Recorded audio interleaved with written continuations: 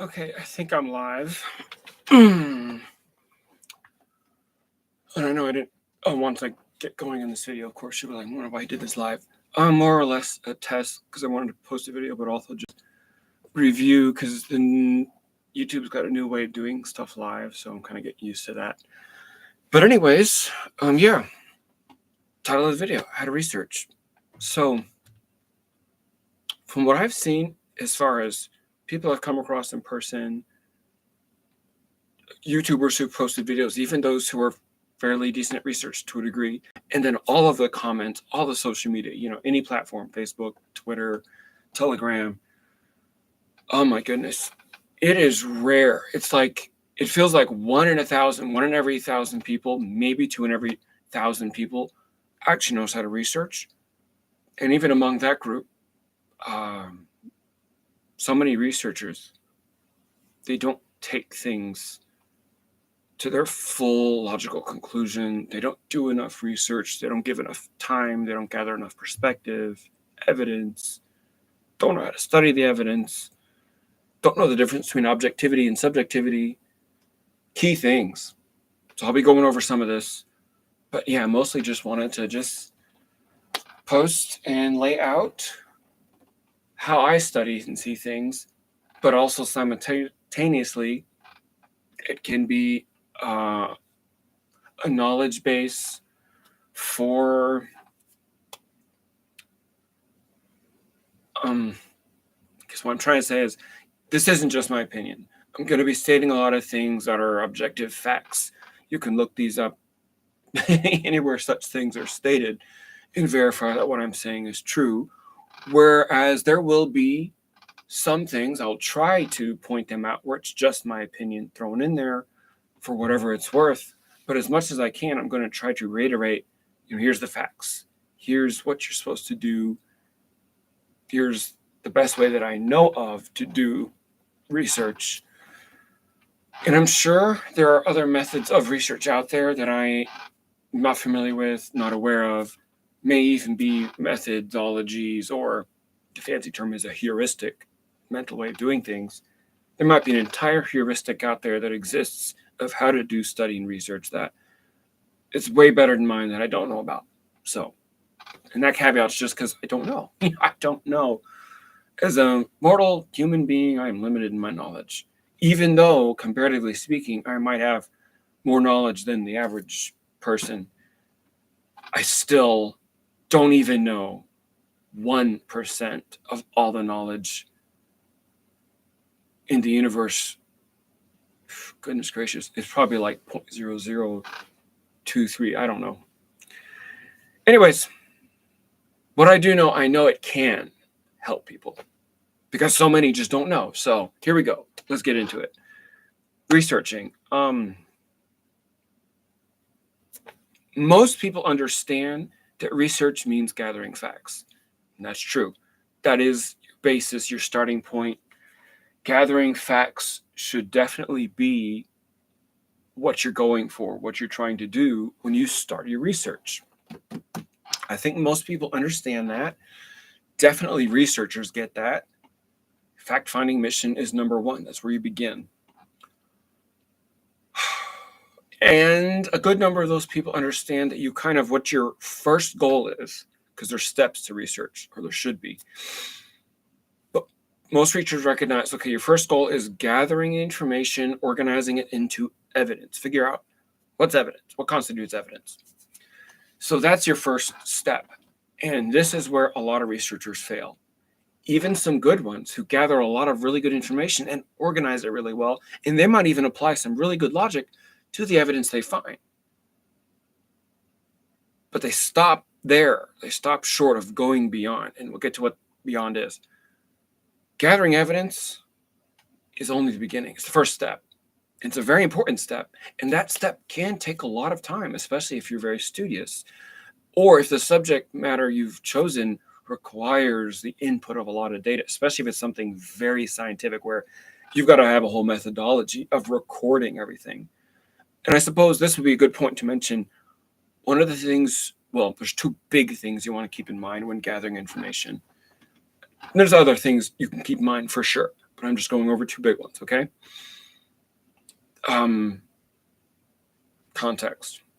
Context is so important. We're going to talk about people, who they are, where they come from, what do they know, what are their credentials, what is their perspective on things, how do they view things, how have they dealt with things in the past. If you're studying them giving testimony on a particular subject, have they given testimony before? Can you compare and contrast that? Have they made a big change? Has that change been for good or for worse? Are they superior now in how they do things than what they used to do? Or have they dropped? Are they inferiors? Have their methods, become lackluster, lazy, whatever the context is? Hopefully with a good source, you're looking at somebody who's progressing, always getting better. So that's an example of personal context. Then there's everything else context: where, when, how. An archaeological item is a really good example here. Where did you find that item? What are its details? What are the specifics? When you found that item, what was on top of it? When did you find it? What exact time did you dig it out? I mean, even I've watched novice or amateur archaeologists do amazing work, being very professional in this point of making sure you record and document the full context of any item, wherever you find it. What's around it, its state, when you found it, who was there, how did you uncover it? Are there any aspects about it that are different than the norm? It is so vital. Context is so vital.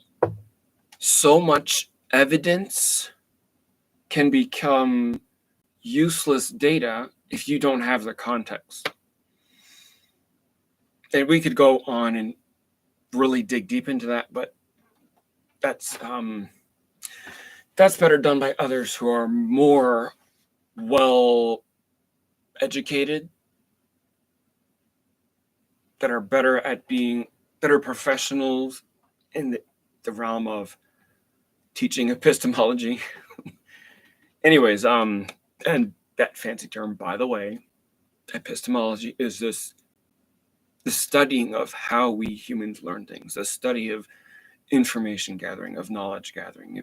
Epistemology has to do with the studying of how we study things, which I love that subject, but most people don't. But it's a very important subject. Okay, so context, that's a big deal. Who, what, where, when, what is all around anything or person you're studying. Context. The other big thing that has to be kept in mind is perspective. Perspective. Far too many people feel like they feel like there's only two sides to an issue. You hear all the time referred to left and right, or I want to hear both sides of an issue. There's almost never two sides to an issue. There's more. There's much more. Perspectives. You got to think of perspectives like a wheel, the wagon wheel, the hub in the center. That's the core. All of those rings, each one represents a different perspective to the outer ring. And obviously, the farther away you are from the center, the harder for you to be able to tell what's at the center, whereas the closer you are, the better. So perspective, where that perspective comes from, how far in do they go? Perspective is so important. Yes, you can do left versus right. There's different political parties, different religions, with any event, different eyewitnesses. Again, context is very important there, especially with eyewitnesses. What is their context? I can't help but think of the Gospels in the New Testament of the Bible, Matthew, Mark, Luke, and John. And technically there's a fifth witness in Acts. Each of those people were so very different. Each of them had a perspective on the same thing, but it's different. There's uniqueness to it. And as one rather well-known crime scene investigator pointed out, that's one of the clues to the authenticity of the New Testament record, is that you have multiple witnesses talking about the same thing, but they're coming from a different perspective, and there's variety. Even though they're talking about the same things, they see different points, they see different details. Luke was a physician, a doctor. He's got that mindset, and he wrote the book of Acts too. So he gets to give a little extra, though in that book, he also throws in Paul's perspective. He's recording what Paul wrote. So there's that. John, he's a very passionate, very loving, very sentimental kind of person. So there's that perspective. Very different than all the rest. Mark, he was a teenager at the time. He was most likely a teenager at the time when he was running around with the disciples. So you get a young man's perspective. Matthew, very serious, very academic-minded, tax collector. He's always very organized. Each of their perspectives are so different. Any situation that you're studying that requires you to look at multiple perspectives on an issue, somebody making claims about something, and there's different people that say, well, I was there, I saw this, I witnessed this. Multiple perspectives is important. And that kind of touches on another thing that can be a whole realm of study on its own. I find that it's inferior because there's a lot of subjectivity involved. It's a little harder to vet the sources to some degree. Like to another degree, it can be easy to vet certain sources. I'm talking about peer review. I need to label it peer review. Peer review has been leaned on heavily by especially high academics. But there have been recent studies that have shown, demonstrated, invalidated peer reviews. And at the bottom of the line is because at the end of the day, it's a bunch of perspectives from people. You need a lot more than that to prove something. Just because you have a peer-reviewed article doesn't mean that that article is the absolute truth. That just means others have looked at it and agree. Now, if you know who those others are, if you trust what they say, and they peer-review a particular article, okay, maybe that article to you has more value. But at the end of the day, it's still just perspective. It's supposed to be perspective from experts in their field. But what I've come across all too often, certain news media outlets are especially notorious about this. They'll grab some expert to give talking points, but they will not be an expert in that field they're supposed to be addressing. They might make it seem like it, but they're not. That's really frustrating. So you can have experts that'll state things and put things out, but they're talking about stuff that they don't have enough knowledge. They're not actually experts in that particular field. They might be field adjacent experts. And yeah, they might give valuable input. I'm not saying everything they're going to put out is useless. I'm just saying you have to evaluate their context. And there are far too many experts who are failing the objectivity test. They won't even be objective. They will purposely ignore information and data just because they don't like the source based on one or two outside opinions. It's like, that's not how you're supposed to do something.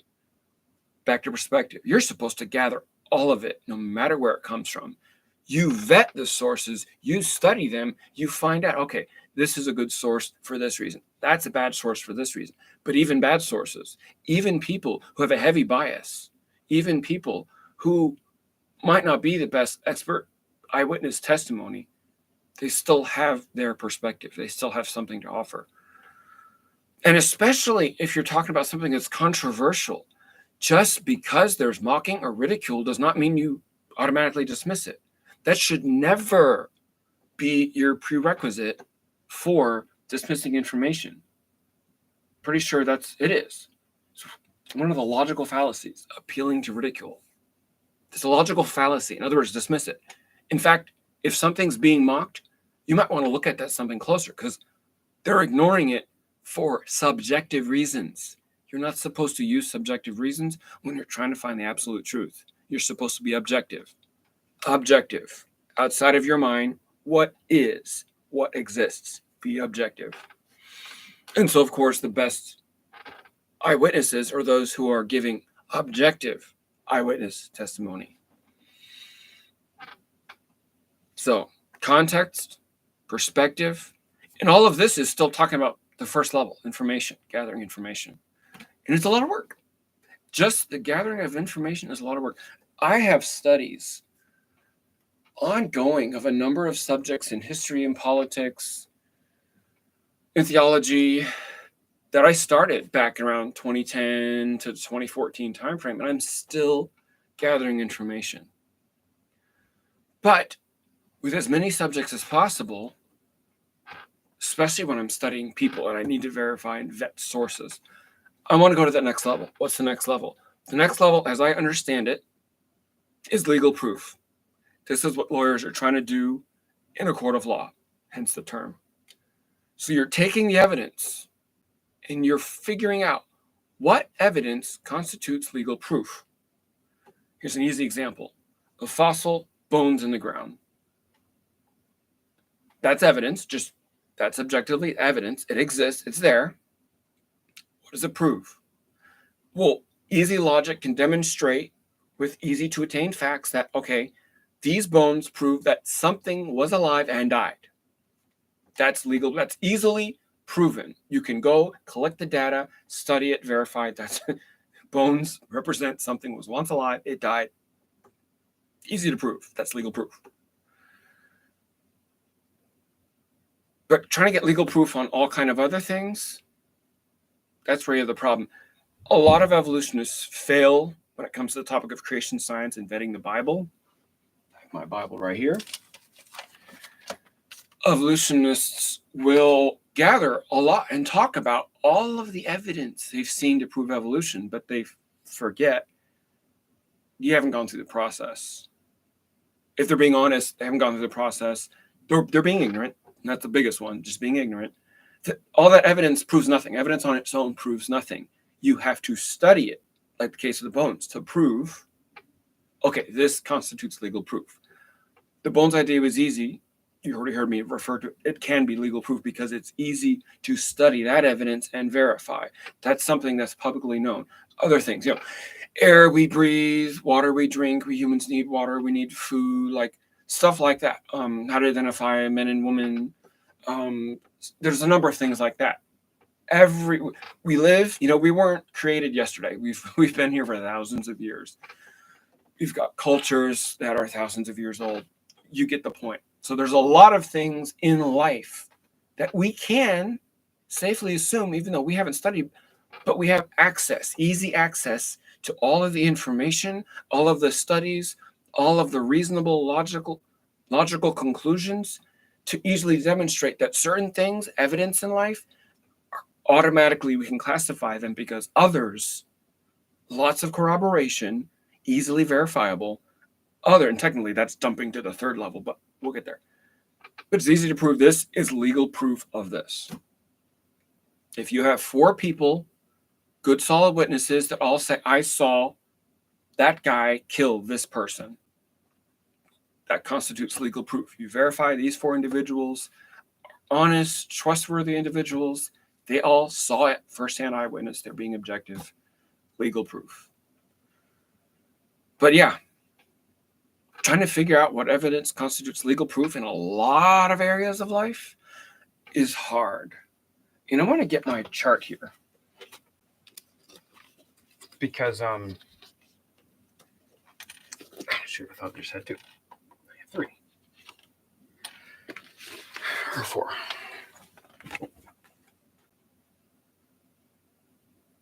I'm dyslexic. Okay, tip it this way and then that way. Okay, I hope you can see that pretty good. This demonstrates my thinking. If you need to, you can pause, you can clip, snip it. If I knew how, I do have a computer image of this. Maybe I should actually post that as the video image because I think right now this is a default cat picture. But anyways,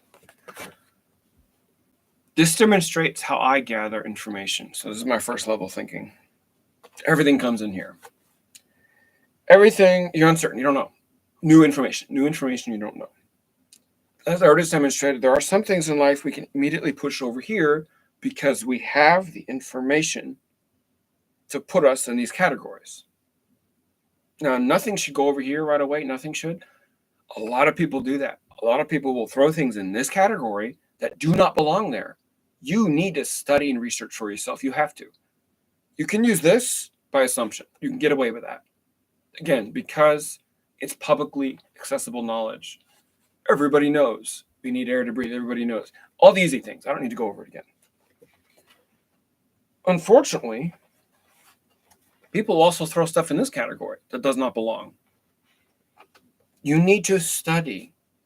You need to gather information. The information gathering can put you in one of these initial camps. From an objective academic point of view, you can get right into one of these two camps of thought. But you've got to do legal proof to verify does something belong here or does it belong here? So you say, okay, what belongs here? What stuff goes here? That's the third step.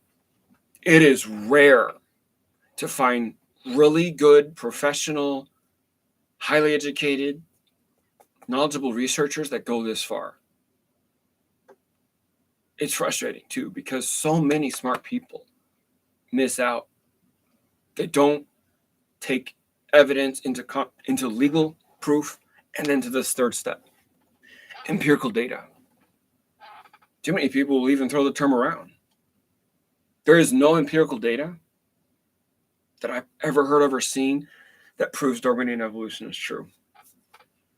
And I'm pretty sure I've heard a lot of very good, well-trusted sources that I've studied myself say the same thing.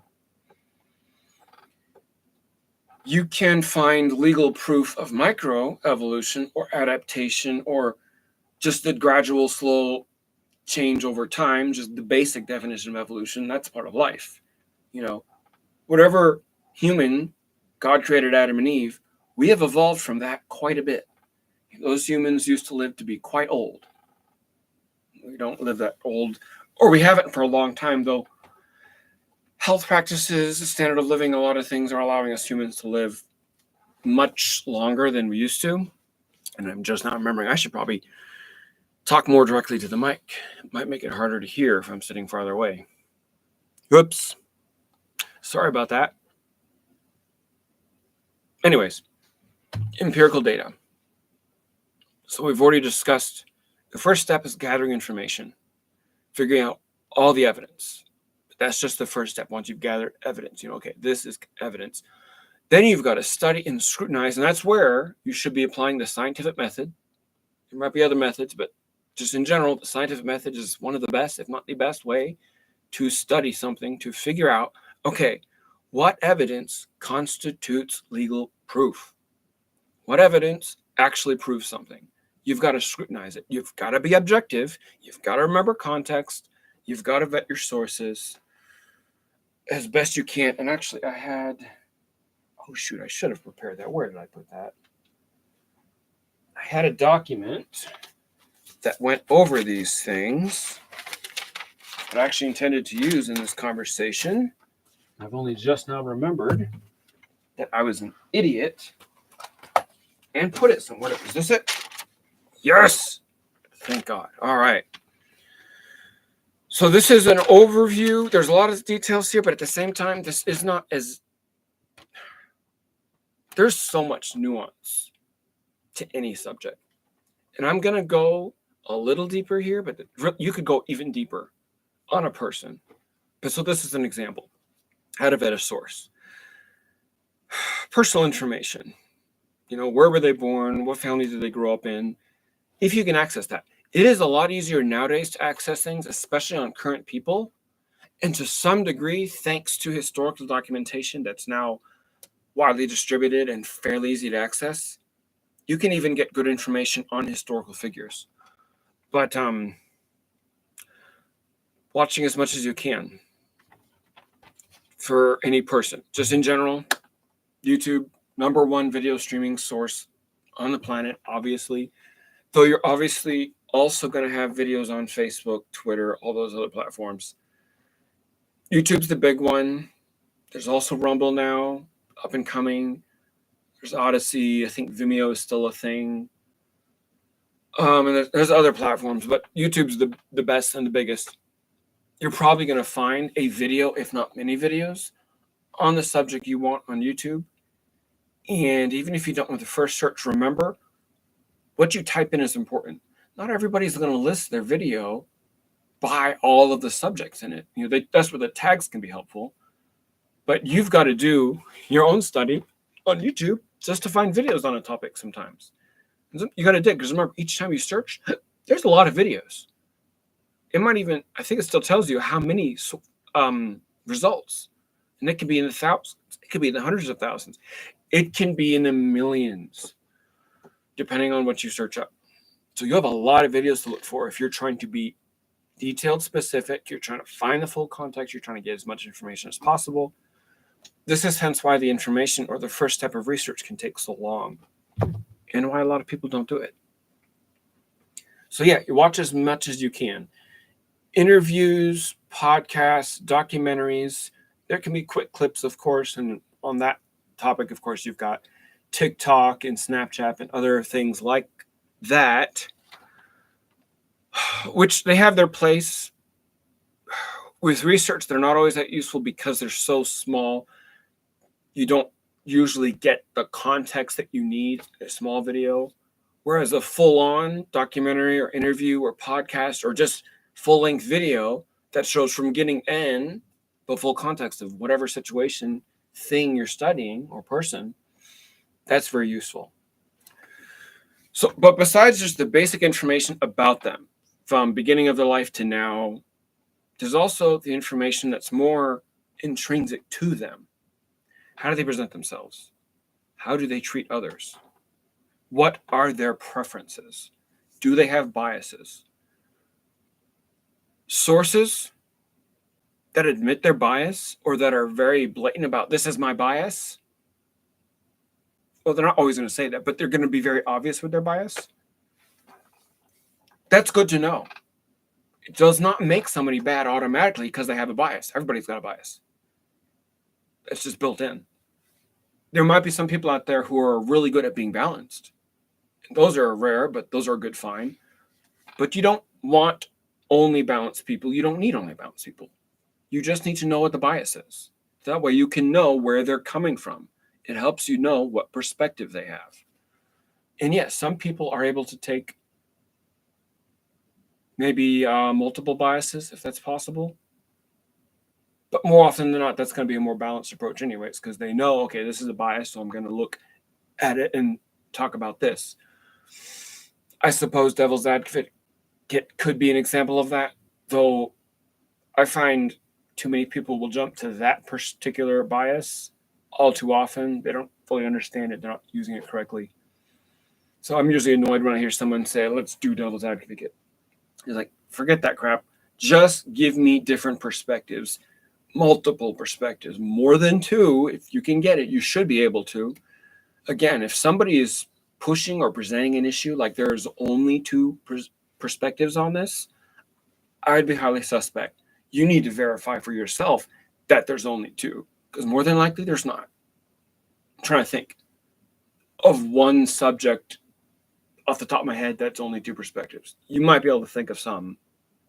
I can't think of any right now, but just the way I think about things, I can automatically take any situation, any person, anything, and think of multiple perspectives from it. You know, mortal perspective, heavenly perspective, demon's perspective, perspective of an ant. The way animals see things is obviously very different than us because they're a much lower sentient level than us. Each person, a kid, sees things very different from an adult. Any different given people in a situation.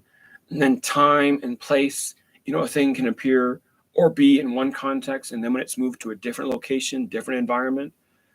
So yeah, there are so many sides to any issue that I can think of. So there's that. Back to how they present themselves. That can be very important. Body language. We have access to the internet to being able to study body language. You have access to the internet to being able to study symbolism, to being able to study mannerisms, expressions, non-verbal communication. That's huge. Like that's kind of a thing on its own.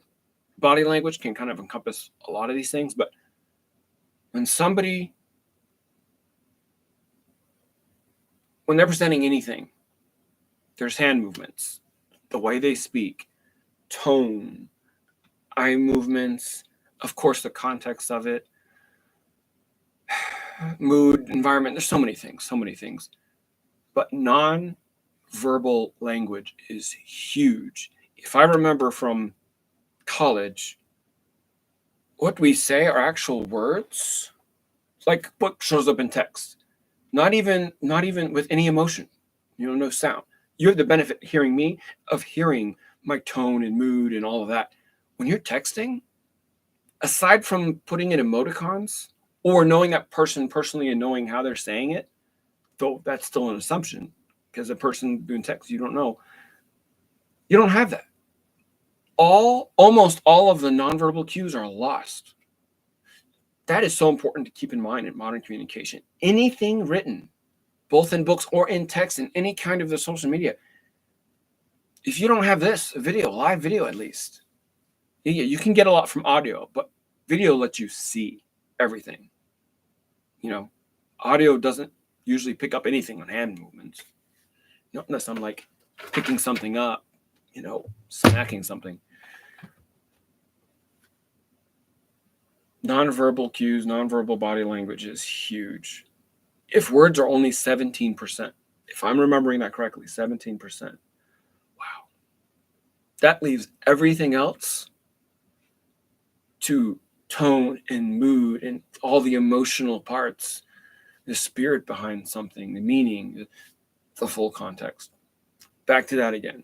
Context is so important. How people treat others, oh, that's huge. That is so huge. That's a whole topic of study on its own.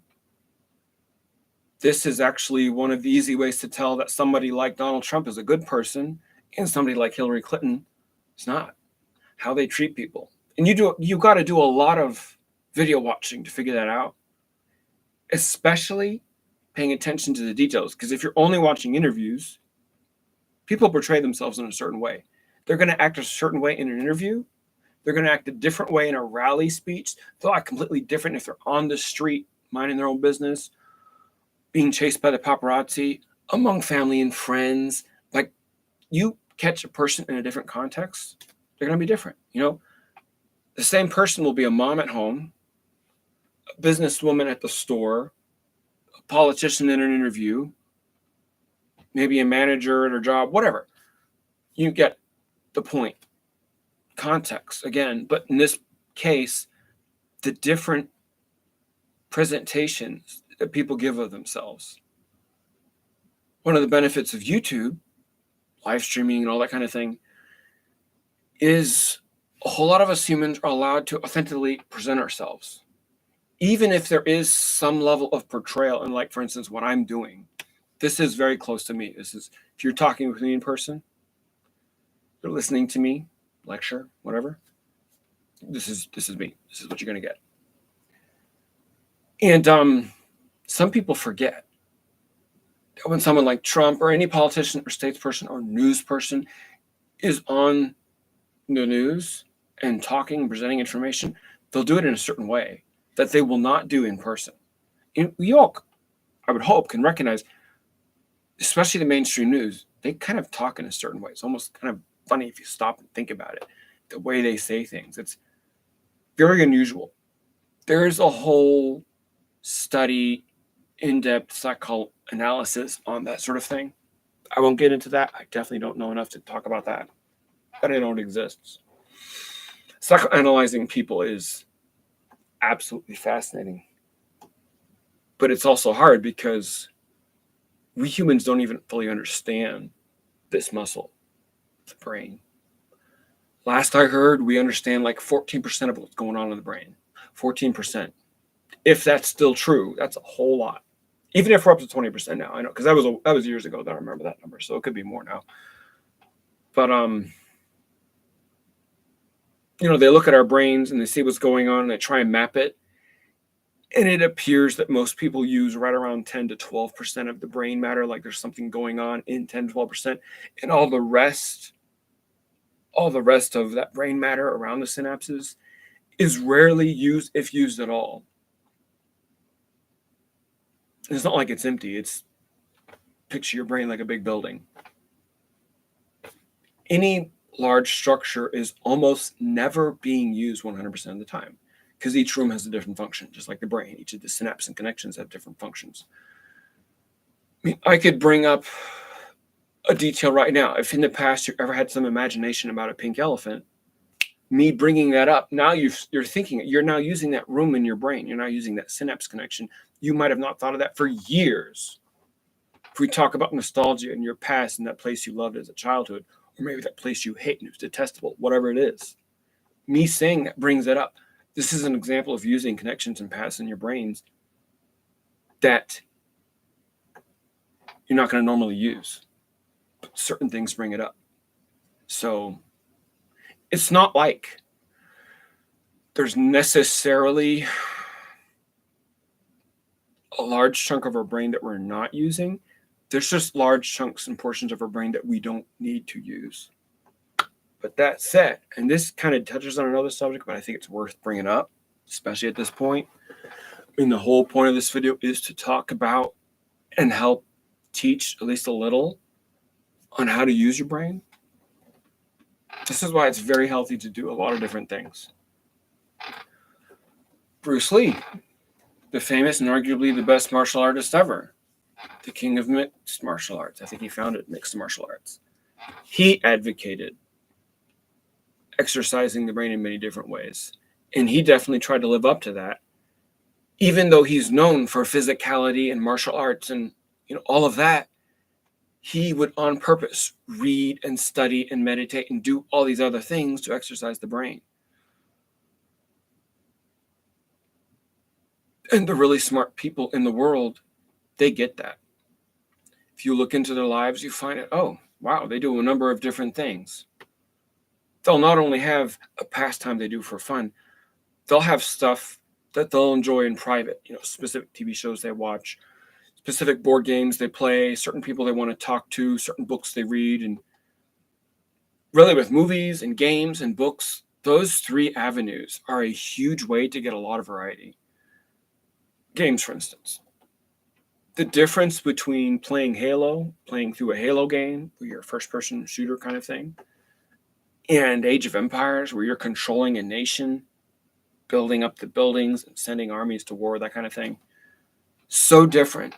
Even than SimCity or City Skylines, where you're guiding and building a city, an individual city, focusing on the modern economy, society, all that sort of thing. Completely different than Age of Empires or Terraria or Minecraft, any of these other games. Just in the game genre alone, you can exercise your brain in so many different ways. Even the difference between Halo and Mario and Zelda. It's very common for some parents to take a cheap shot, be mentally lazy, and try and attack games and say, oh, gaming's bad, blah, blah, blah, blah. And anything out of balance, done too much, can be bad. Anything. People take and use this book out of balance way too much. And that's bad. Anything. There isn't an exception. Everything has its place. That's what this book teaches. I believe it's Ecclesiastes chapter 3. There's a time and place for everything. The book of wisdom. A just balance is pleasing to the Lord. Balance is such a thing. That's like the biggest key in life. Balance. But when it comes to the brain, like it is good to have some physical activity every single day. It is good to do your housework every single day. Like keep up with that. It is good to be neat and organized and every single day do certain things where you categorize and put things in a certain order. Doesn't have to be OCD, doesn't have to be every single thing in it. No, again, that would be out of balance. Just take some time each day to do a little thing. And maybe today you say, oh, I'm going to take this one table, I'm going to organize it. The next day, I'm going to do that closet. The next day, I'm going to do something in my bedroom. Whatever. Your context. Your office space, if you own a business, and that could be done online. That could be in your game. Like Minecraft. You'll have a digital realm place that you've built in the game. Maybe you need to organize that. Or if you are playing one of the Zelda games, Halo games, go through the statistics and look at your data, your character, and just kind of review. I don't know. Let's talk about books. Books are some of my favorite things. While I enjoy games, I really don't do that much gaming. I enjoy Minecraft a lot, but last time I played that was last month. It's been over 6 weeks, I think, because I just haven't felt like it. I did play some Age of Empires yesterday for like 40 minutes. That's it. But yeah, what I do a lot more often, reading. I want to say I read the book of Colossians here just 2 days ago. I was reading some documentation here. Well, that's printed off stuff. That was yesterday. This is just an example. It's not at all bragging. I'm just stating this is, an example of reading. Because I try to do a variety of reading. Articles, I do a lot of reading online. I was reading some stuff this morning. Definitely reading some stuff yesterday. But books specifically, you can get books on any kind of topic, read them, study them. And I highly recommend doing several books at once. You could do one book for fun, like something fantasy or science fiction. One book for like self-help, in this case, money, finance. Really entrepreneur study, right? That's what that is. You could do another book, history, so get some nonfiction reading in there. But it's more for just study. You can really pick any topic you want, but you could have several books, and as long as you have a bookmark, you don't need to worry about losing your place. Your brain has no problem picking up right where you left off. You can get right back into that spot. That's a very good mental exercise, to have different things that you study and read, and that you're going through them at different points in time. And it's okay. You might even open up and you might be like, oh, I'm going to study this particular chapter because I want to go over these points again. And so you do that. You might just do 2 pages.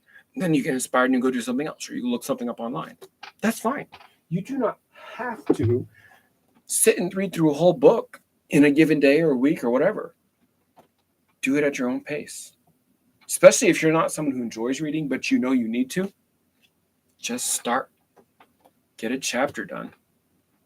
One of the easiest times to do it can be at night. Very healthy way, because your brain will do this thing, especially as you go to lay down.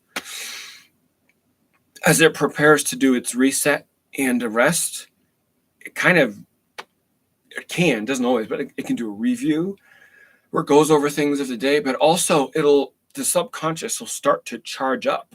Again, it's preparing for a dream and all the stuff your brain does at night, which is why sleep is so important. Assuming you sleep at night, of course. I know others don't, but your brain can get very active right as you're about to fall asleep, sometimes keeping you awake with a whole lot of different ideas, inspirations. I haven't done it in a while, but I like the idea of keeping a notebook close to where I sleep. What I've been doing is I just keep certain notebooks open. I have this one and I have this one. This one specifically, just making some notes and studying how to set up a business I want to build. But I'll get ideas and inspiration within the first 10, 15 minutes laying down. And I know I better write that down or I'll forget. So I'll go write it down. But another thing you do is just open up the notepad on your phone. I found that very helpful in the past. Because you're probably going to have your phone within hand's reach when you lay down. Vast majority of people do. But this is all just examples of how to keep the brain active, how to keep the brain alive. And you could do other things. Studying a language. I find it very difficult and hard, and I don't like it. I haven't done it very often, but it is highly recommended as something that you can do that really exercises the brain. And I suppose in that line of thought, anything that's outside your comfort zone, for me, that'd be math, language, sports. If I occasionally partake in it, think about it, meditate on it, which would be thinking deeper on a particular topic, really deep on it, really dwelling on it. That's a very healthy thing for the brain to consider. And this is a fun thing I like to repeat. I think it comes from Lewis Carroll and his Alice in Wonderland stories, that it's a very healthy thing to consider at least 10 impossible things a day.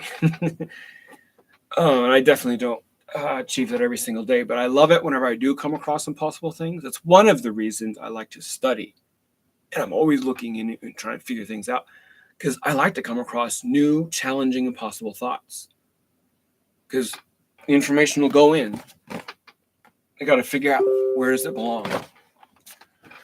And pardon if that was loud. That's a Telegram notification. I should probably go ahead and just shut that off for now. There we go. So it doesn't do that again. And I'm going on 45 minutes. All right, I need to get back on topic. I was describing how to vet a source. So studying people, studying how they treat others, that is so big. How they treat people, how they treat their enemies. And I'm talking about their personal enemies because there's a big difference between any kind of national leader who represents a nation. The way a nation deals with others and other nations is vastly different and should be separated from how an individual does things. People totally miss this in the Bible. God gives nation to nation rules in the Old Testament. He gives personal stuff too, but there's nation to nation rules. Whereas in the New Testament, with like one or two exceptions, that's personal. How you deal with somebody and forgiving and all that, that is not how a nation should deal with things. A nation has to do things very differently if they want to do their job and protect their people and bring about justice among their people. Very different from personal. It is not commanded anywhere that a nation should turn the other cheek, that a nation should forgive 7 times. No, that's personal. Jesus gave that personal. That's how a person deals with another person. But anyway, I just wanted to throw that in there since it's part of it. Because again, mental understanding of things. Some concepts people just have no idea of. And it's ignorance is, it's frustrating. It's deadly, honestly. So how your source, your person treats others, that's a very big show of their character. But also, what are their preferences? What are their biases? What things do they like? That can really show a person. And again, vetting a person. Of course, if we were to hone it down and really get into the details, like if you're trying to vet a history person, a history source, are they objective with the information they find? Do they give in to logical fallacies? I have them written here in this chart. And actually, I should redo this. I've redone it on the right. I should have pulled that up. On the thing that I've written up here, but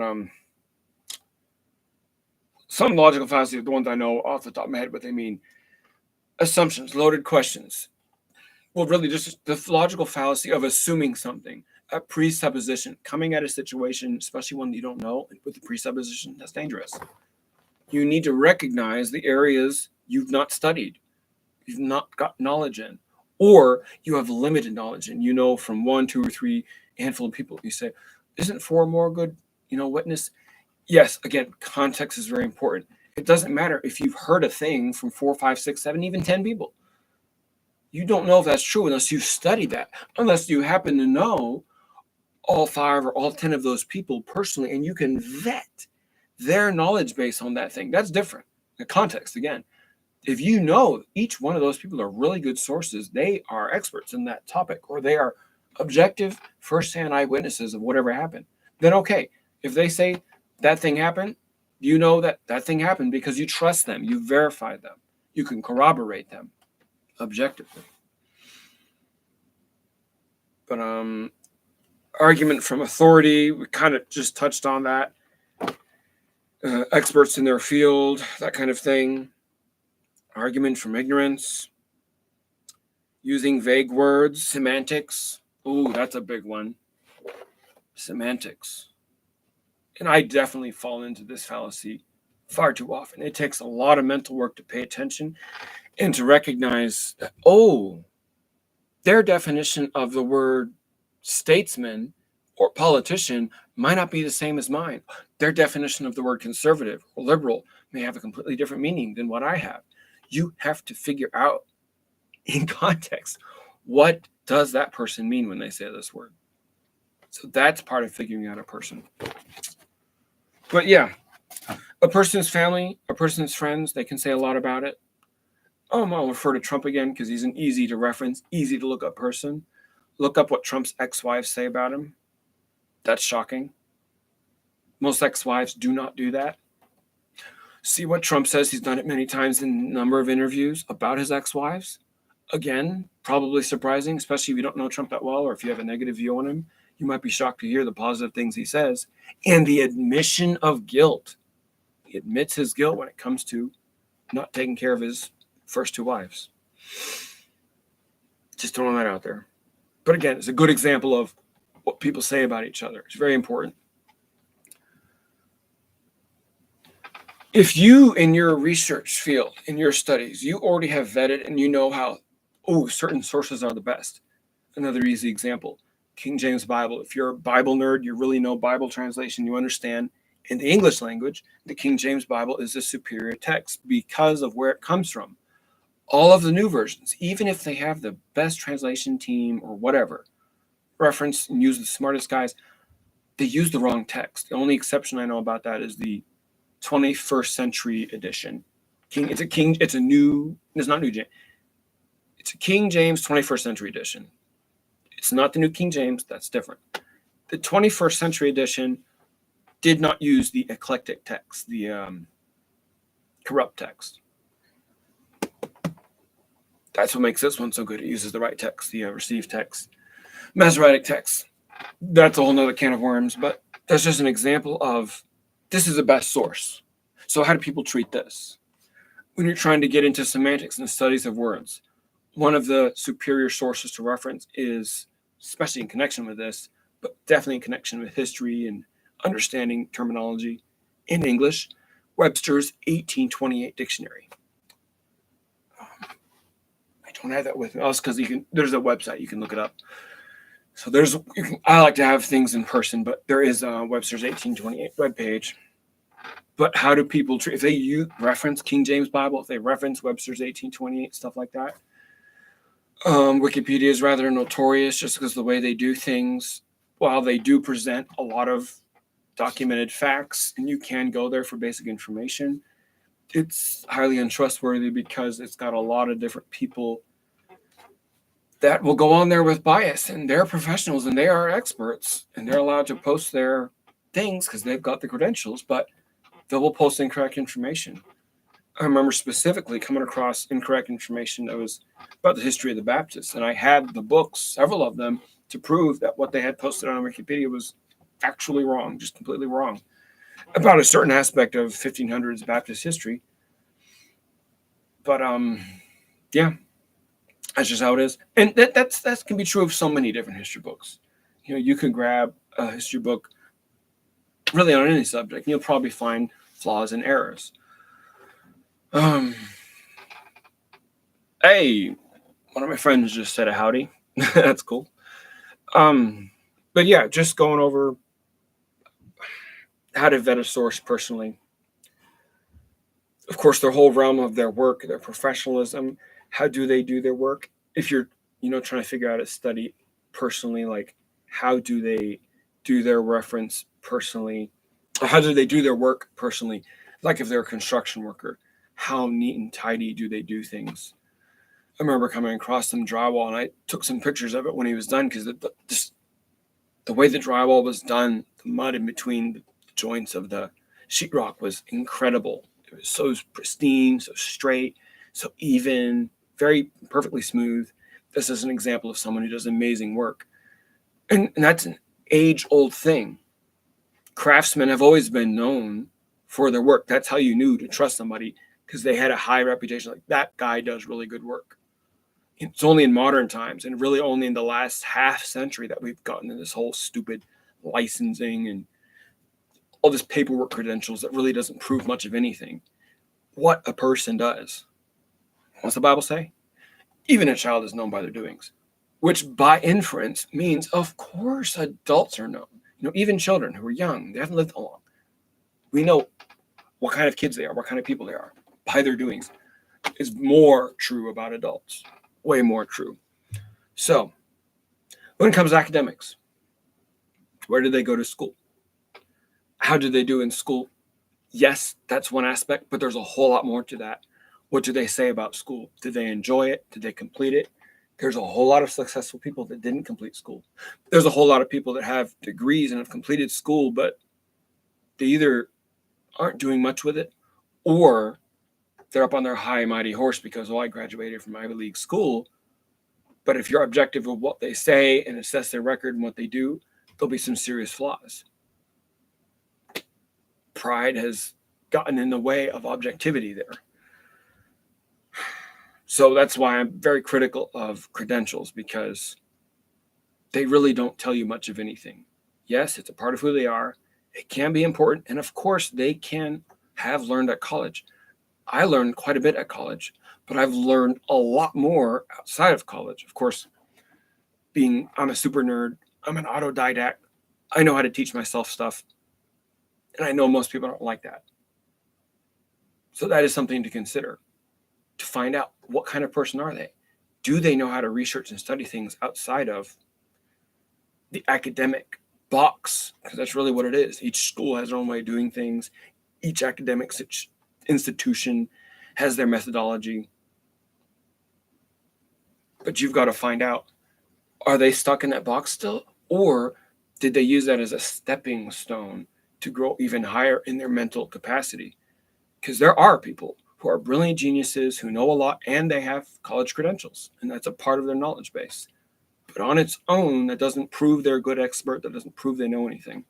People have to be in the field. They have to be doing things. They're known by their work. Skill, how fluent and natural are they? Do they have assistance? Do they have knowledge? Are they self-trained? Authenticity. In a way, I've kind of already gone over those things. How do they deal with controversy? This can be a big one. What do others claim against them? Are the claims that others make objective? Are they unobjective? Subjective? Are the attacks legitimate? Another easy example, Lord Jesus Christ, Jesus of Nazareth. Definitely a lot of attacks all through history, still attacks to this day. But we have the authentic record of history. We obviously have the very best record right here. Most authenticated document in history, actually, the Bible. Some people don't know that. Study it up for yourself. This is a fact. A lot of claims that are illegitimate are made against Jesus Christ and Christianity, of course, and the Bible for that matter. But when you study and you're objective with the information that's available, figure out what constitutes legal proof on that subject, you find out, oh, okay, these claims are legitimate. In fact, there's a whole lot more authenticated claims that prove what really happened in history. And that's actually, it takes time, but it is one of the easier things to prove because there's so much data available. There's so much information, including the verified, fairly easy to access studies for those of you who want to take the time to research to show, okay, this evidence constitutes proof that that book was written by a super intelligent entity that exists outside of time and space. So of course I'm going to trust that thing highly. Again, just an example of claims or attacks, whether they're legitimate or not, against a source. But yeah, a personal source, when you're trying to figure out, are they any good? Objectivity is a big deal. Being able to assess something as it is, how does it exist? Whereas subjective, you're subjecting whatever it is to a certain point of view, certain perspectives. A lot of people in religions are guilty of this. They grow up looking at things a certain way, and they want to see things in their denominational perspective. And they totally forget, you've got to be objective. You've got to be objective with this right here. Are you interpreting this particular passage with the subjectivity of your pastor? That's a big one. And that's frustrating because there's obviously biblical authority, spiritual, but there's a lot of authority by tradition. It's not actually biblical, it's tradition. People can't separate the two. And that's a whole nother issue we don't have time for. But yeah, objectivity. Objectivity is a big deal. You've already heard me mention it a few times if you watch this whole thing. So, how does the source react? How does the person react when they have claims against them? That's a big giveaway. That's a big clue as to what kind of person they are. Do other experts have opinions or Can they corroborate claims? And in that specific point, remember, you're supposed to use verified. You have to have verified sources. If you already have verified sources, then you know, okay, if this new source is coming and saying this, and I look to my others and they can corroborate what he says, that's a good sign, because you've already verified these guys, you trust them, then you know if they can corroborate this, that's a good sign. In a sense, that's okay, I've now got a 1 point of legal proof that this is a good source. But you want to get 4 or more, of course. And we didn't really quite talk about that yet, but we'll get more to that when we talk about that third level of research. First level is information gathering. Second level, what constitutes legal proof. Third level is empirical data, but we haven't got there yet. Almost there. How does a source react? I did ask that question. First-hand eyewitness account. Are they being objective with what they've seen? What is their perspective? How do they deal with evidence? Do they differentiate between evidence and proof and empirical data? That's a big one. Like I've said at the beginning of this, so many researchers, they do not differentiate between those three. They get stuck at the first level. Oh, I've gathered all this evidence. They don't figure out what constitutes legal proof. But I don't want to reiterate too much. If your source owns a business, how do they run their business? If they have a profession or they've had a profession, one that comes to mind there, Dr. Ron Paul had a profession of being a doctor, a gynecologist, before he was a statesman, or as some might say, a politician. Statesman's much better for him because he's one of those good, upstanding guys that actually did, like the founders included. Thanks, John, for the applause. Dr. Ron Paul, or Congressman Ron Paul, demonstrated not only a high level of professionalism in his field before, but brought that same professionalism to Congress, and was a man of high integrity. Ooh, and that's a big one too, integrity. Integrity includes so many things, not only just being honest, but being authentic, being real. That's so big. But yeah, their professionalism. And of course, their intelligence. I mean, you're not always going to have access to someone's IQ, but there's a whole lot of indicators, things we've already touched on, that indicate a source's intelligence. What are their people skills? A really big one here. Emotional intelligence. And this can touch back on something I asked before. How does the source react to controversy? How does the source react to personal attacks? How does the source react to things that would emotionally compromise the average individual? A stellar person, a person of higher character, integrity, yeah, they respond very well. They will respond with calmness, with coolness, with rationality. They will be objective about the situation and not subjective to their emotions, right? So a person's intelligence, personality traits. Recently, I've been doing a study on a particular pastor. I won't mention any names, but the point here that I'm bringing up, this pastor's kids, among other things, we're talking about how in the home he was very non-empathetic towards little animals. When they had pets, one of the things he would do was threaten to kill the pets if they didn't obey or whatever it was. And that's a bad sign when somebody does not have empathy towards small, innocent things, small animals. There's a whole psychological thing there that I can't get into because I don't have the knowledge base for that. But I know enough to know that I agree. As the kid's testimony, firsthand eyewitness testimony, was stating, like, he was very consistent. He did not care about animals. He would kill them or hurt them, and it didn't matter. It never bothered him. If there was ever a situation where they were in danger, he just didn't care. And the kids noticed this. And as adults, they were like, yeah, we don't want to be like that. We have empathy. Not only do we care about animals, we care about people. So anyways, just an example. That was a sign that they recognized at a young age that, hey, that's not a good thing. And as adults, they verified, no, that's not good. Even the Bible mentioned it about a man caring about. You're probably studying the same pastor. Yeah, it is. It is. And that's actually a very good example of a source who you find out their personal life's a mess. And They don't have good integrity and horrible parents. But that particular pastor still has amazing documentaries that have incredible information that I would still highly recommend, because those documentaries, the truths in there, the facts in there, stand apart from the person. Yes, you want to be aware of the individual's flaws. And if you have a source that is technically an immoral person, a bad person, whatever, you might even classify him as a bad source. They can still present good information, obviously. And of course, this particular pastor has a congregation, and a lot of them will say, well, but he's getting the gospel out. He's done a lot of things. There's good fruit there. I would agree. There is. And this can be true of so many different people. Hey, let's pick some low-hanging fruit. Adolf Hitler is easily one of the most evil people on the planet. We know this through history. It's fairly well documented. I think it's unfortunate.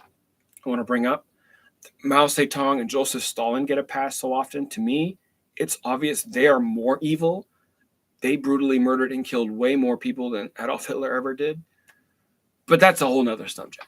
Point is, you can look and find good things Adolf Hitler did and said. We were talking about animals, and this is really interesting. Adolf Hitler's Germany, when he was in charge of Fuhrer, they produced laws. In the Reichstag, they produced laws in protection of animals. It was actually very, what would you say, environmentally friendly or whatever. Like, that's interesting. You're like, there's certain races of people, things happen under his watch. He's responsible, but yet protection of animals. That's a good thing. I mean, oh, the Autobahn. That's one of the easiest good things. Adolf Hitler's regime, his Third Reich, oversaw the building of this amazing highway system that is incredible and still used to this day. And everybody agrees. I've never heard a bad thing about it. Everybody agrees, oh, that's an excellent highway system. I mean, it's kind of evident objectively, it's still used effectively to this day without a problem. So, yeah, bad people can do good things. Bad sources can still be good sources for particular information. I can think of a number of other sources. With Christianity, it's kind of famous. Dr. Jack Hyles had certain issues, but he's still going to be a theological good source. President Andrew Jackson, very racist person, immoral, horrible person when it comes to that. What he did with the Indians is wretched, but he was an amazing president on several points. And what he said against the Federal Reserve System, the banking system at that time, it wasn't the Federal Reserve System, but it was the banking system that would eventually become that. Brilliant, really good. He was a warrior against what we would now call the deep state back then. So this is humanity. This is sources. This is the nuance and the context that you want to be aware of when you're trying to vet your sources. And this is why you need to vet your sources. Because you might come across a guy, he'll have a good documentary, a good seminar series, a good book, and you might want to laud him and praise him because of that. Be careful. Have you studied him? Do you know his background? You need to be aware. There will be controversies. There's a very famous historian who, and this touches on the logical fallacy of appealing to ridicule. The mainstream academia, they hear the name David Irving, they'll be like, they automatically disdain him because he questions the Holocaust. All he's trying to do is point out certain facts about it. He's not denying the Holocaust. They will call him a Holocaust denier. He's not denying it. He's just saying, here's the actual number of people that died. Here's what actually happened. We shouldn't tell lies about it. And I totally agree. And anybody who's objective with the historical data would agree with him. But mainstream academia have pushed and said, oh, he's, ridicule him because he's a Holocaust denier. They put these labels on him. It's very unfortunate. But David Irving, I think, is a great historian because he bravely and courageously pushes forward with, here's facts, regardless of what others think. And why I guess that's controversial, I should say, is because, I haven't got the name yet. There was a very apparently famous and influential Russian propagandist back at the end of World War II that put forward certain numbers about, this sort of thing happened in the Holocaust. Nobody fact-checked him. They just took the numbers, threw it in the newspapers, and it became the data that's put out there ever since, which is unfortunate. In that case, they didn't do their due diligence. They didn't verify the source. They just said, whatever that Russian guy said, that's the truth. And in here in America, the people and academics said, oh, it's in the newspaper, it's true. It's very unfortunate because it started a whole process where you have a whole lot of people assuming something is true just by way of connection. And that's not how you're supposed to judge something. Based on that, this is the last part here, as far as vetting personal sources. What are the person's connections? Some people can have really amazing connections. One of the sources I like, she's not known, she's not necessarily that popular, because this has to do with like intrinsic niche study, but in researching UFOs, government secrets, black ops, weather control, all kinds of like conspiracy history stuff like that, government stuff, Carrie Cassidy is like a nexus individual. Other people like this would be like Alex Jones, Tucker Carlson is quickly becoming one of these, where there's a lot of different sources that they talk to, interview, reference. That's what makes them pretty awesome. Carrie Cassidy actually has some pretty far out there ideas. I keep an eye on her Telegram channel. She'll post a lot of things personally. Some of it's wacky. That's fine. She's allowed to have her opinion. And to be frank, she's got access to whistleblowers and people who have firsthand objective knowledge that she probably knows more than me, way more. But anyways, I pay attention to her because not only does she have knowledge and state some cool things that I can verify, the things that I can, because you can't verify everything she says, but the sources she brings a lot of new sources, new people that I can be introduced to, and I start going through this vetting process that I just discussed here to verify and find out, okay, do I have another new source to help me prove, about UFOs or secret government organizations or whatever. So the last thing I want to go over is what I've been talking about a little bit, empirical data. So just to review, a researcher knows to gather information, but that's only the first step. Gathering your evidence, gathering your facts is only the first step. Far too many researchers stop at that point. They gather their information and then they make conclusions off of it. And that's not what you're supposed to do. Again, an easy example. The evolutionists have a lot of evidence, and it is evidence. They have a lot of facts, but they assume and draw conclusions from just that without ever vetting to find out.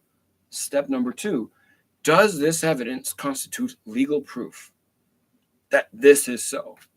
And it's very rare that a Darwinian evolutionist can find evidence that constitutes legal proof for his theory, because most of their theories are based on a very bad basis. They started with a logical fallacy of presuppositions and assuming things. In this case, it's almost always assuming that what they've been taught in university and school is correct, or that what academia says is correct. And since we're here, we're going to throw this out here. To me, Darwinian evolution is easily falsifiable, easily proven wrong by the very simple basis of all of the dating methods are based on assumption. All of them. You have this whole process of carbon-14, carbon-12 dating. There's 7 different assumptions that are required. One of the easy ones to reference is the daughter elements that are produced whenever the rate of decay of carbon happens. We can measure that in real time.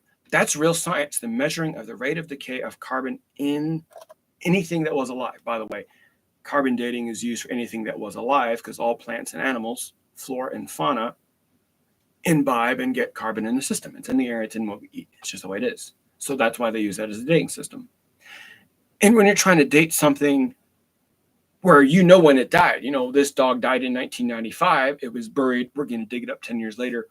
You have the full range. You know how much you can anyways, especially if you documented it, know how much carbon went into that creature, how much carbon was in the air, food, whatever. And then when it's dead, you can bring it up and say, oh, look, the rate of decay, 10 years.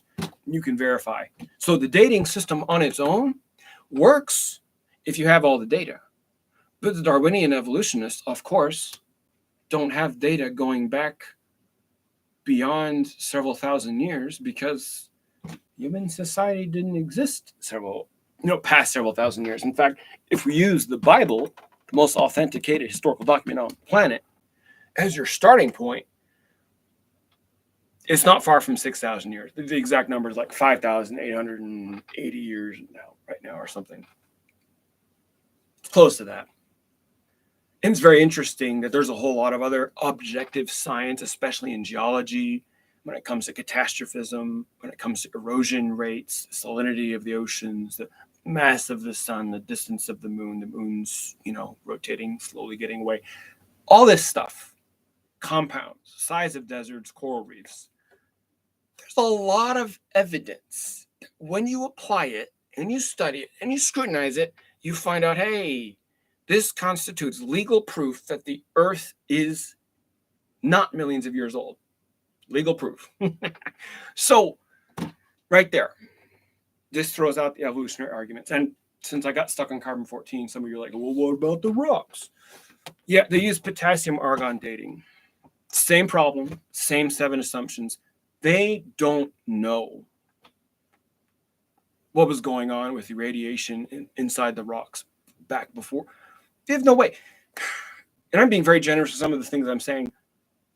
Scientific data, really, goes back about 230 years for most subjects, because that's when these scientific things, biology, oceanology, geography, these things were founded within the last few centuries. We don't even have that much data to go back on.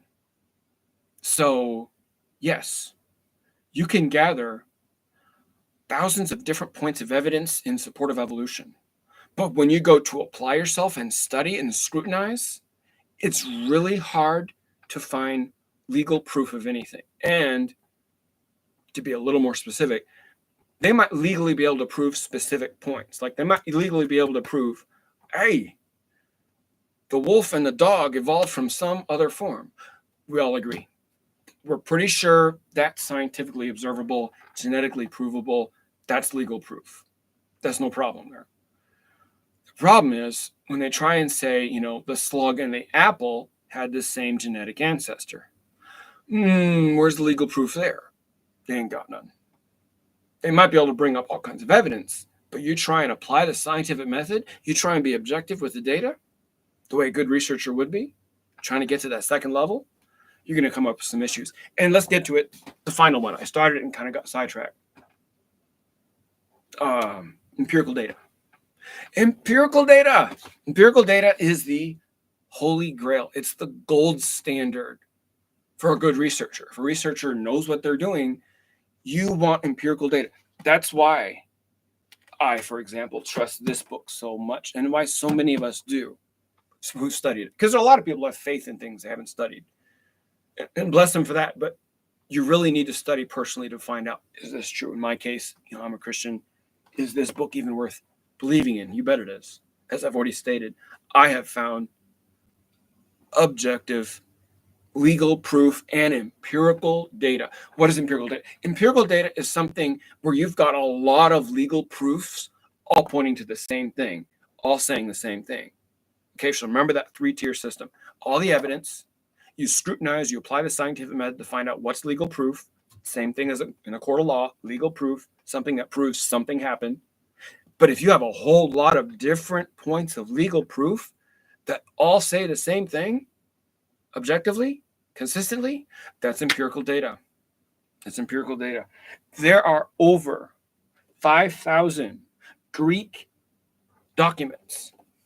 They're New Testament, manuscripts, of course, but just the New Testament alone, 5,000 existing manuscripts that any researcher who has access to them can study. They're in universities, they're in museums. In some places, they're in private collections, but they are accessible to academia and researchers. Many people, a number of them that I've personally verified, have seen these things. I've only got to see 3. It may be just 1. I think there's 3, though. 3 actual, ancient pieces of manuscript myself. That was really cool to see. But those are the other ones I've seen personally. But I have vetted a number of sources. Dr. D.A. Waite, Dr. Kent Hovind would be 2. Sam Gipp is an evangelist pastor. He's another one. I think there's Pastor Kenneth Starr. I think it's Kenneth Starr. I guess I get my previous pastor, Pastor Terry Moore. pastor, researcher, author Jeffrey Faggart, Pastor Michael Hoggard, and I could go on. There's a lot of them. Those are personal sources. Then you also do documentaries. There's a whole number of documentaries. Each of them, of course, like a book. Books and documentaries are so cool because they have all of this data available for you to look. You can go, you watch it, you take notes, and you go and you verify. You get those books, you get those sources, as much as you can to verify for yourself. Aha, this is a good documentary. This is a good book. You can prove something. You can get to that point of saying, oh, here's the evidence. I've seen it. I verified for myself. It constitutes legal proof. And when you keep doing that, even though you can't do it with every subject, but those subjects you can do, such as this, you find empirical data. And you love finding empirical data. Because as a mortal human who's very limited in our knowledge and what we can say and do, when you come across a list of empirical data that proves a point, you can know that belongs here. And that's why I'll have those two things. I guess I've got 5 things written there because in my personal studies, I've vetted those things. There's a few more I could put in there, but I keep it simple. Absolute truth. Empirical data is what lets you know about absolute truth. The existence of God's another one. That one's actually pretty big if you're willing to apply yourself. It's amazing how many people don't realize it. Even some very smart people, again, they've done research, but they don't understand the 3 levels and they haven't taken it that far. They will say foolish, ignorant things like, oh, you can't scientifically prove God. And that's wrong. You can't. You can empirically prove God. You can empirically prove that there is a super intelligence that exists outside of time and space. And oh, would you know? There's this book here that was claimed to be, and objectively has to have been written by that kind of person. Because we have the historical record. We have a lot of outside sources that point to this, that verify this, that legally prove that this is so. And you can do this with a number of other points in history. Julius Caesar is one of the easier ones to prove that it exists because we have 50 manuscript copies of what he wrote. We also have all kinds of different people that were contemporaries. In other words, firsthand eyewitnesses of that man. So we know the Emperor Caesar, the founder of what would become the Roman Empire, was a real person. He really existed. He really did these things. He went to Egypt, married Cleopatra, all this stuff. George Washington would be another one, the founding fathers. You could go to a number of people in history. But people that are mentioned in the Bible have a big plus. Even if it took a long time to finally find some of the evidence, Pontius Pilate's a good one. I actually have a copy of some of the proof that he was a real person right here. His letters exist. Well, it's 1 or 2 letters that are in this book. This is the Archcoat volume. They, within just the last 10 years, they found a stone carving that had the official Latin name for Pontius Pilate, governor of Judea, on a piece of stone. They found a piece of evidence. Context, archaeologists legally proved, oh, this is referring to Pontius Pilate. And of course, that's not the only piece of data that is legal proof of the existence. If you got this here, you've got his letters there, and a number of other points. But this is how you vet things. This is how you find out what's true. It takes time, yes, a lot of time. And I fully realize there's a lot of people out there who don't have time or the desire to apply themselves like a nerd and research things and figure it out. So you do have to trust other sources. You do have to vet things in kind of a quick, simple manner. But you can, at least to a limited degree, apply that methodology. Be objective, recognize context, understand perspective, vet your sources through those things, gather your information,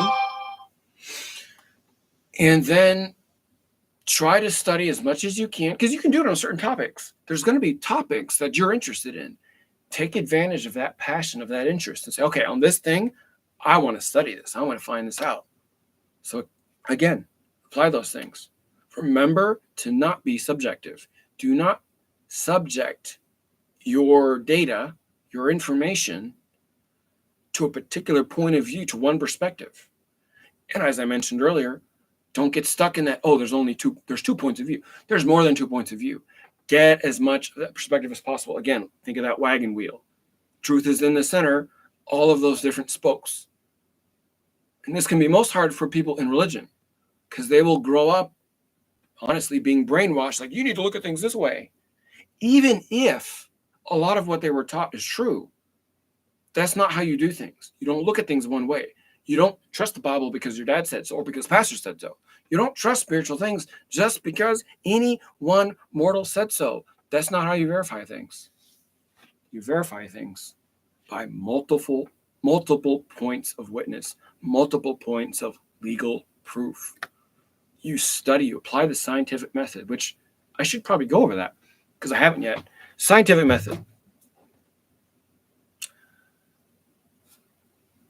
You have a new idea.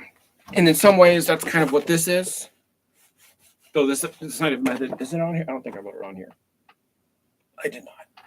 But scientific method starts with the uncertain, starts with what you don't know. You have a theory. You start with a hypothesis. You say, okay, I want to find out, is this true? Is this you? Here's the theory. You apply it. You study. You gather your information. You test it. You falsify. You find out, can I prove this wrong? Can I prove this wrong? Does this stand up to scrutiny? You can do that with other religious books.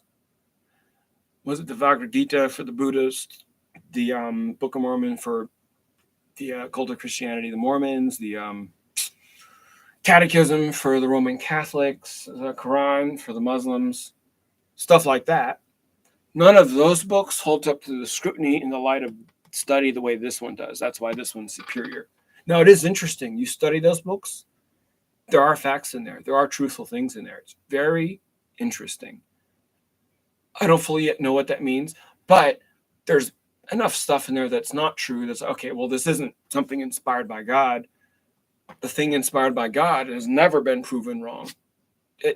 All the claimants, they fall flat so far. It's been 2,000 years since this book was put together completely. Well, I guess it's been more like 1,980 years now, but whatever. Point is, some things are more superior. And that's one of the easy ones. Some historical facts, as I mentioned at the very beginning, the legal proof is very public. Everybody knows, oh, this is a fact. Again, I know I'm repeating myself, but it's kind of necessary for education. Everybody knows humans need air. Humans need to eat. Male, female, skies above, grounds below. We call the force that holds us down gravity. Maybe it's density. Doesn't matter. Point is, we don't float up. These are objective facts. The legal proof, the empirical data is so evident. But there's a whole lot of stuff in life that people assume to be true that's not true. They need to study. They need to verify. They need to vet. They need to consider context, get multiple perspectives. Always remember to be objective with the facts. Then once you've gathered the facts, apply the scientific method to get your legal proof. If you can, because you can't always do it, but if you can, try to find a list of empirical data. And I should finish explaining the scientific method. I kind of got sidetracked. When you're studying something, you're applying the method, and you find out that something's false, you find out your theory doesn't work, then you start over. You revise your theory, you start over. That's what you're supposed to do. But if you have a theory, you test it, you falsify it, you prove that it's true, you move on. You move that on. And I should have brought up the chart so I can do it better. But you then move on to gather more data, do some more falsification, try different perspectives. Once something holds up under the light of scrutiny again and again repeatedly, this is part of how you verify, okay, this is legal proof. When it comes to like things in the ground, you verify all the different points, like verify where was this item found, when was it found, what are the properties of it, what's going on, the history of the area before this was found, context, again. And in that thing would closely align with perspectives, because you can get a lot of perspectives about things and where they are, where they're found. But it's a methodology. It's a process. And no, it's not easy. And yes, it takes a lot of time. So let's end with this. What do you do about the stuff you don't know? Well, it's kind of easy. Don't be afraid to say, I don't know. I don't know this. I don't know that. Someone like me that knows a few things, I have to say I don't know a lot. So the average person, they ought to be very careful with their opinions. They really should be careful about assuming what's true. Yes, sometimes you might assume a truth and it is true. But it's not true because you assumed it. It's not true because you believe it. It's true because it's factual. It's true because there's real legal proof or empirical data to verify that it is so. Okay. Thanks for listening. Thank you, Mr. Bigfoot, for your comments. That's awesome. I think this video is done for now. I definitely need to get some water. I didn't have some. I started. That wasn't a good idea, but hey, an imperfect human, you know? Love you too, man. Thank you. Let's see. Where's the stuff? Oh, yeah, it's right there.